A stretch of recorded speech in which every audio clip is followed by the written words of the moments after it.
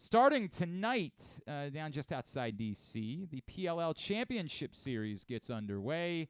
Always a pleasure to catch up with our next guest, of course, the co-founder of the PLL, former Hopkins star, and our buddy, Mr. Paul Rabil. Paul, it's Glenn. Drew Forrester is here with me today. It's always great to catch up with you, man. Thank you for taking a couple of minutes for us. See you guys, of course. It's always my pleasure. Man, Fired up for the games tonight. Yeah, I know. Look, it's a bummer that the whip snakes aren't involved in this thing, and I start with that because we know that part of what makes this event now even more important is the fact that lacrosse has been approved for the Olympics, and we know it's going to be the sixes format. I wonder if has the rest of the league said, hey Paul, kind of we'd like to participate in this thing too because we want to show USA Lacrosse that we can play this style of lacrosse as well. It's a big deal for us. Yeah, I mean, Glenn, when we announced that Maryland was going to get the whip snakes, you and I did a show, and couldn't be more thrilled to bring a professional lacrosse team back to my hometown and home state, and different than any other pro team across any major sport, being able to capture the entire DMV into Annapolis and to Baltimore, I think is pretty cool. We built our championship series in anticipation of getting into the Olympics, which was announced last October. That's why we did sixes. It's a version of the game. I think it's the most exciting and most understandable for a non-lacrosse fan because it's just like hoops back and forth.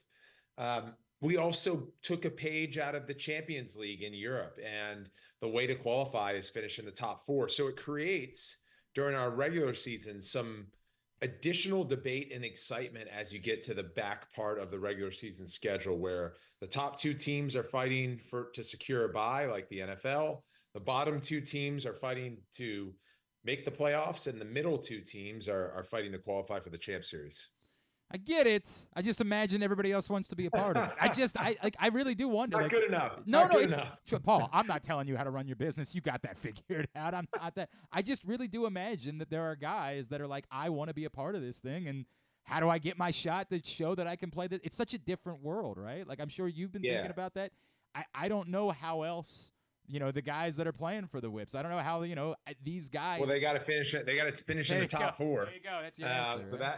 So that'll be good. I mean, the Whips have won 2 PLL championships out of our 5 seasons. So they're perennial. I think they finished just outside of the top 4 this past season. But honestly, the other thing that I'll mention that, Glenn, is as sixes gets more and more popular, especially internationally, right? 3.5 billion people are going to watch it in 2028, right? As it gets more popular, I think our championship series will extend and get bigger. And it's possible that all 8 teams will come in a few years to sort of accentuate that growth. But what I want to keep is sixes, obviously our summer 10s. And so you have 2 properties on opposing sides of the calendar that different teams show up better than others. One of the best players, I think, in sixes format is Romar Dennis. He plays for the Redwoods. Yeah. He won the Golden Stick last year before he was traded to the Redwoods when he played for Atlas. He's a specimen. I mean, he'll score 20, 30 goals over the course of this week. And so that's an exciting part and a differentiator because he didn't have that many all season in the summer. Of course, I had him at Loyola. That guy is a beast, man. He is he's the definition of a hoss, like a unit, man. So, Paul, here's a question for you. I'm going to go back to my old days in the indoor soccer business. Obviously, the indoor game, the outdoor game are dramatically different, same as in lacrosse. But what we found over time was certain outdoor players didn't necessarily make good indoor players. And obviously, some indoor skills you could kind of translate to outdoor, and some indoor guys wound up going to MLS because the indoor game helped their skill. Is there any correlation between the sixes and the, air quotes here, the regular lacrosse that we've all grown up with, that you can say, hey, this kid might not have been a great regular lacrosse player, but boy, his skill set fits really nice when the field's more open or bigger?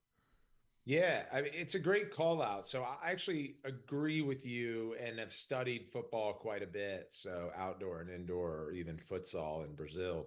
And you know what indoor does, or what sixes does, is it creates a smaller environment in both soccer and lacrosse where there are more touches of the ball. So you develop different sort of intricate skills That sometimes makes its way and applies well to the field game, but not all the time. And the flip side is on the field side of lacrosse, the field's larger, obviously, and the shots have more range.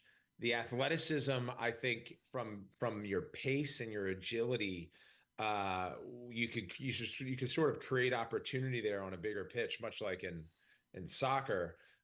So the two aren't one to one in that way, which makes it exciting. But I think indoor helps you develop into a better outdoor player. And the best, call it skill based players, the guys who I think, frankly, upstairs have that scoring mentality. They do really well in the Olympic format. You didn't need a whole lot of help as a player, but would a 20-year-old Paul Rabel have benefited from sixes?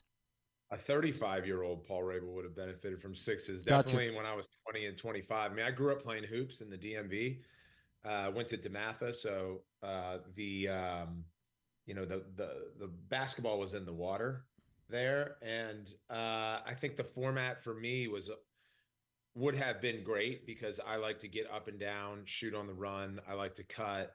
So you see, I think, look, 8-minute quarters, and there's about 1.5 times as many possessions as the outdoor game that has 12-minute quarters. Right. So it shows you the pace back and forth, which is always fun for a fan. Right. By the way, I'm glad you brought up soccer. It reminds me that my career athletic record against Paul Rabel, 1-0. No penalty kicks or something? No, halftime soccer. Was it Baltimore Blast? Hell yeah, it was. Hell yeah, it was. 1-0 all time against Paul Rabel. Kicked his ass. Actually It was limited, actually. I remember being pissed off about that. Have you, Paul, I had talked to you before as a long time ago back in another life when I was on the radio. Have you figured out the business part of this yet to where you're satisfied? Meaning, I know it was always a discussion, right? Lacrosse players never got paid enough. They always had to work 2 jobs. It wasn't that dissimilar to indoor soccer in my old days. Right. And then you came up with the vision for this league, which your hope, I know, was to have these guys be able to make a real, true living at lacrosse and also be paid commensurate with what their skill sets were when compared to other athletes. Where are you on that journey? We are very pleased with our journey thus far. There's been 200 leagues, most people don't know, started since 1990 in America with a 1% success rate. And that is designated by lasting longer than 3 years, which most leagues don't. They turn over. Right. So we've built a sustainable model, but I'm not satisfied. I want to become a top 5 team sports league in North America, much like how you mentioned arena soccer, but also MLS struggled to get players, sure, sort of elevated wages for its first 10 years. We have immediately financed that. So our players, we're getting 4 or 5 times, in some cases, 10 times what I was getting when I was playing in MLL. They have healthcare, they have stock options in the league, which is the tip of the cap to what I believe, the pioneers of the NFL would have loved to have had, knowing that their wages were far, far lower than what Patrick Mahomes and Lamar Jackson's getting today. So we try to study the entire business. And then related to, the evolution of our league, we were tour-based so that we could control cost, optimize for network partnership, and frankly, had a practical view on the total lacrosse audience size. I mean, it's not as big as football or basketball in America, but it's getting there. There's now 45 million lacrosse fans, according to MRI Simmons. So from the business standpoint, we are still touring because it's been advantageous for us. But now that our 8 teams have home cities, you could anticipate a future where they own venues, we joint venture with other league owners on venue ownership, or those teams, I should say, end up in markets for a traditional home and away schedule. Is Paul Rabel. Again, the PLL Championship Series is this week at the St. James and across the ESPN networks. And then, as Paul brings up, the Maryland Whipsnakes will be at home the weekend of August 2nd through the 4th, playing a couple of games at Homewood Field. Paul, I wonder what's, in the early going of this, what has that looked like? And you and I talked about the vision for down the road, and I was so encouraged by the timeline that you laid out for when you hope to have this look more like home and away for these teams. as you made the announcements and got the responses from these markets, has that impacted at all what the timeline might look like for when the Maryland Whipsnakes are truly more based here and people operating out of here and there being more of a home and away schedule? Yeah, when you and I talked, I remember we were putting the sort of the marker around the Olympics, Yep. 27, 28. What we've seen early are indications that our fans and our players are invested in their markets and are really excited about it. I mean, there was a fight that broke out during a scrimmage last night between the Cannons and the Water Dogs, and all of a sudden it became Boston, Philly.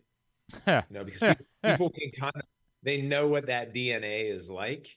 And so that's cool to see. And then the other piece, Glenn, is we've had a number of, call them NBA, NFL, Major League Baseball owners come knocking on our door since announcement and saying, hey, we want a team. And so that could be it is a leading indicator, but it could also be a forcing mechanism for pace. Wow. Does that impact like the idea of expansion? Does it impact I don't know what's practical. Like, I mean, this is, is it possible that before we get to those dates that there's 4 more teams and 4 more markets? It's possible. I would say we want to continue to develop as much pound for pound punch as we can when pro lacrosse is on any size screen. And the expansion is a path to be taken more seriously, I would say, if we have individual owners with teams, because it's essentially a liquidation event. As you bring in more teams, the owners, sort of split their share of a franchise fee. And then you also get more tonnage on network, you get more sponsorship opportunities, so national revenues grow. Given that we're tour-based, having 8 teams really works well because we can do 4 games per stop. But I would say, we will be expanding. It's a matter of when versus if.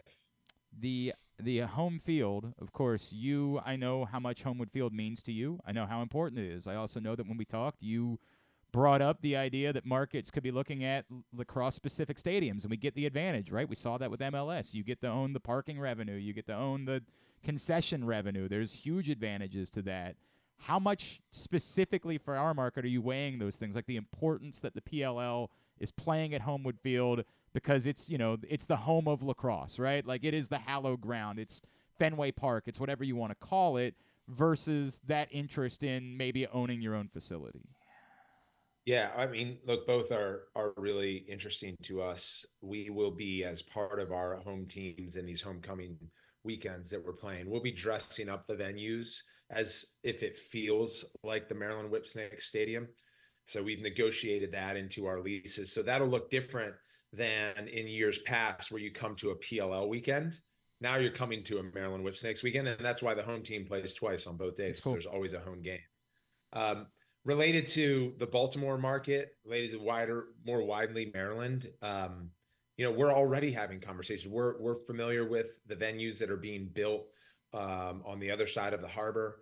We're looking at even as far out as what Ted Leonsis and his group is looking to do in Northern Virginia with Monumental Sports. So that there's a lot of interest in real estate development around sports teams and leagues. So we need to get as smart as possible on it. And then I think we have some pretty good plans around what a lacrosse specific stadium might look like. Paul, there's so many synergies. It's amazing to my days in indoor soccer. I was there from 1981 through 1998 and in the infancy of the league and the infancy of the Blast. And then fun fact is I was actually the stick boy for Maryland Lacrosse when Arlie Marshall was the coach way back in the old days, like D'Arcangelo and Grebe and all those guys. Don't get him started about his time as play-by-play guy at Hopkins. That's right. 1 year. Yeah. One year with the great Jeff Cook. But the thing that I go back to in the old days of like Maryland Lacrosse and Mount Washington, what you may or may not know because it was way before your time, these guys were superstars in the lacrosse community, and there was no real pro league then. And I think the challenge for lacrosse has always been, how do we take it from a spectator sport, from a participation sport to a spectator sport? To me, and now if I'm wrong, tell me, but I think that's always been your challenge, right? And the more 100%. Of these people you get to play, the better your chances are of turning them in to ticket buyers at some point, I would assume. Yeah. I talked to Adam Silver about participation to fandom because he's a phenomenal commissioner and student of our business. And we look at, for example, dwindling participation in contact football, virtually no participation in mixed martial arts, yet the NFL and the UFC continue to climb in attendance and viewership and such. So on one side of the coin is, look, we're in the business of sports. That means we're in the business of entertainment. Right. And we need to be able to attract non-lacrosse participation into our fan circles. All that said, you're right. And this is what Adam says. You're 3 times more likely to buy a car if you test drive it. So the NBA is still trying to get basketballs in the hands of everyone around the world, because then they are 3 times more likely to watch the NBA. I feel the same way. That's why we have a 501c3 that works with a number of community organizations, YMCA, Boys and Girls Clubs. We put goals on field. We put sticks in hands. We want to get people familiar with the game, thereby more likely to watch it. I would say, I studied indoor soccer quite a bit, as I have the UFC and F1 and the Premier League and the NFL and the NBA. To your point, I can tell you all the mistakes that indoor soccer made. If you ever want to get coffee, I'll tell you all of them. I'm totally down. I have a thirst for learning as much as possible. So none of those leagues, the NFL struggled for relevance in the early 1900s. It was all college. The NBA really struggled up to the 80s. They had a horrible reputation. Different reasons, NFL versus NBA. And if you take MLS, their biggest challenge was European football. Yeah, getting the players, right. Yeah? Yep. So they're not the primary league. So for us, the advantage is we are the thing. We have the best players in the world. If you're interested in seeing the best players in the world play professional lacrosse, boom, no matter where you are in the world. So beyond that, it's getting people familiar with the game at the pro level. It's getting them excited about the game at the pro level. It's like a full suite of marketing. I think it's about branding the league well, marketing its players, getting great network deals like we have with ESPN that gives us exposure. I mean, the thing that I'll say to this, Drew, is we are hoping, and now heading into our 3rd year out of 4 with ESPN, to continue to get great coverage across their shoulder programming, additionally on social. That's the type of the stuff that they did for the UFC 10 years ago. Because now all of a sudden they're the ones that are putting the megaphone to their mouth and shouting about professional lacrosse. Well, man, I got to tell you, I don't know that you need a pat on the back, but you're doing it right, and I think you realize this. It is a total marathon, man. It is not a sprint, and soccer is a great blueprint for this, because 40 years ago when the NASL was failing, you would have never thought we were going to have 2 World Cups in my lifetime. And I would have lost the bet on MLS. I was in the soccer business, and when they talked about MLS, I said, it will never work. And now they're getting $250 million for a franchise. So it just takes time and smarts, and you got to be willing to think outside the box a little bit. And I think you're doing all those things. Thank you. Yeah, and we're constantly innovating and enhancing things like our broadcast. So fans will see tonight, our first game's at 5:30 on ESPN2 of this championship series, and it's the Redwoods of Cannon. So you have California and Boston. They'll see tonight what we call as a jib camera, essentially a sky cam. So you have this crane that like shoots out over the field and has a camera with a gimbal on it. It's going to give a really unique point of view in addition to the 7 game cams. And then we're going to take a page out of the old XFL book, believe it or not. And we've been working with one of our great athlete camera operators. We call it the RF cam, but essentially it's what sports fans have gotten familiar with as the 8K during other broadcasts. So he's going to have that and be on field at times. So you literally get this point of view that lacrosse has never seen.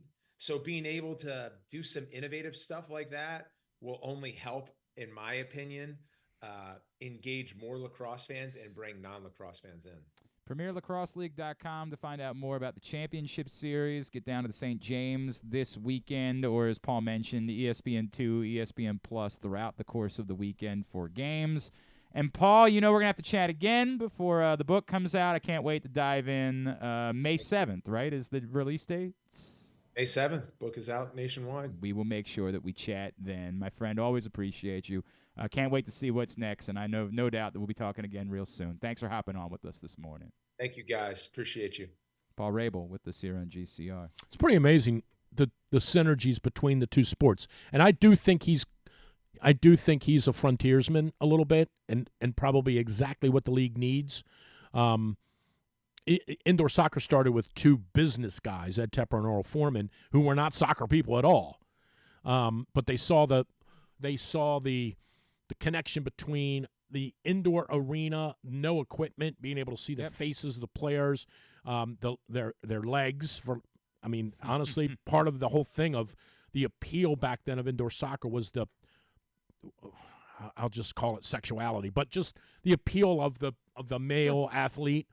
And they got it right. Now, they made a lot of mistakes along the way, and I think indoor soccer today in some ways is still making a lot of those mistakes, but in some ways they saw those and they moved on. But he's on to something. I think part of it is the format. And hockey would do very, very well to look at this. There is something about the fewer people on the field, the more scoring chances. People always say this. Sport's got to have scoring. It doesn't have to have scoring. What it has to have is scoring chances. Sure. That's why the offsides rule in soccer is dumb.